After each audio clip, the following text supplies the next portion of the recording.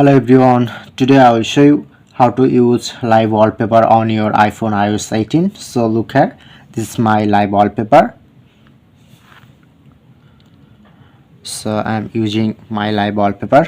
So now I'm provide how can add live wallpaper.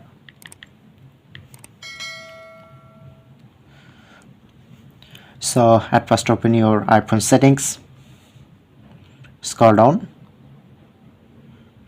click on to wallpaper, click on to add new wallpaper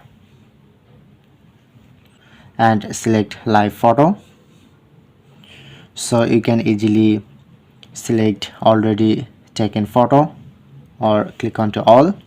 So at first I'm take live photo. So open my camera and enable to live option. So look here, this is the live option to enable and take photo.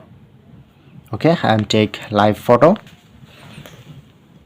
So I just add this photo in my live wallpaper. Open iPhone settings again, to wallpaper. So click on to all to select recently live photo. Okay, so look here, this is a live photo. Just click on to enable to live option. Okay, and click on to add.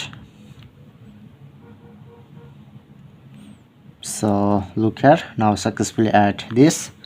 So now I'm check. So look here, now successfully add live wallpaper.